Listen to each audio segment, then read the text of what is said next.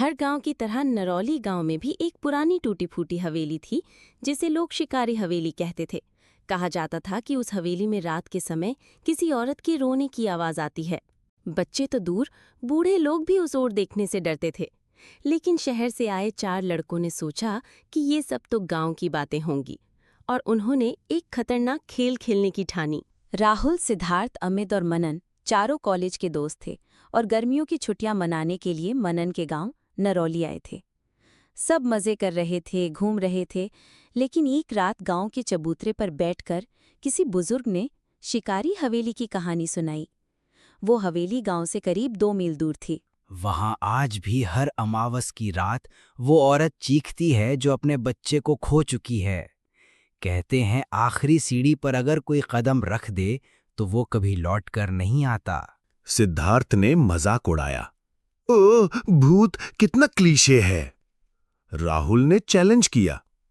चलो कल रात चलते हैं हवेली में, देखते हैं कौन डरता है। मन थोड़ा हिचका, पर दोस्ती की खातिर सब मान गए। रात 11 बजे चारों लड़कों ने कैमरा ऑन किया, टॉर्च ली और हवेली की ओर चल पड़े। हवेली बिल्कुल वैसी ही थी जैसी लोगों ने बताई थी, काली, सन्नाटे से भरी, और अंदर एक भयानक सड़ान सी फैली हुई थी। सीढ़ियों की संख्या तो मुझे नहीं पता, मगर गांव वाले कहते हैं अगर कोई आखिरी सीढ़ी तक पहुंच गया तो उसकी आत्मा वहीं कैद हो जाती है। राहुल ने कैमरा घुमाते हुए कहा, ये है नरौली की मशहूर शिकारी हवेली और अब हम जा रहे हैं भूत पकड़ने। जैसे ही उन्होंने प्रवेश किया, टॉर्च की रोशनी हिलने लगी। दीवारों पर पुराने खून के धब्बे, टूटे हुए दरवाजे और सीढ़ियों से आती खुरचन की आवाज ने माहौल और भी डरावना बना दिया। मनन को लगा किसी ने उसका कंधा छुआ। वो चौंका, पर वहां कोई नहीं था। भाई, लग रहा है यहाँ पर कोई तो है। राहुल ने हंसते हुए कहा, अभी से डर गए, चलो ऊपर चलते हैं। वे ऊपर चढ़ते गए, 1, 2, 3, 8, 20, 35। हर सीढ़ी के साथ हवेली और डरावनी होती जा रही थी। सीढ़ी नंबर 40 पर पहुंचते ही एक अजीब सी ठंडी हवा चली और दीवार पर एक काली परछाई दिखाई दी, एक औरत की परछाई। सिद्धार्थ डर गया और बोला, रुको, मुझे कुछ ठीक नहीं लग रहा।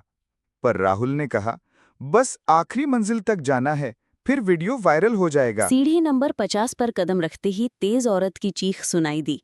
हवेली का पूरा ढांचा हिल गया। अमित ने देखा, नीचे वाली सीढ़ियां अब गायब हो गई थी। वो फंस चुके थे। दरवाजा खुला और सीढ़ियों के ऊपर एक बड़ा दरवाजा था। किसी ने नहीं खोला, खुद ही खुला। जैसे ही वे अंदर दाखिल हुए, वहां दीवार पर खून से लिखा था, जो लौटे वो जीते नहीं, जो ठहरे वो ही सच्चाई जाने। अंदर एक पालना झूल रहा था और उसमें कोई बच्चा लेटा हुआ दिख रहा था, मगर जब पास गए तो देखा वो एक सड़ा हुआ पुतला था जिसकी आंखें खून से भरी थीं।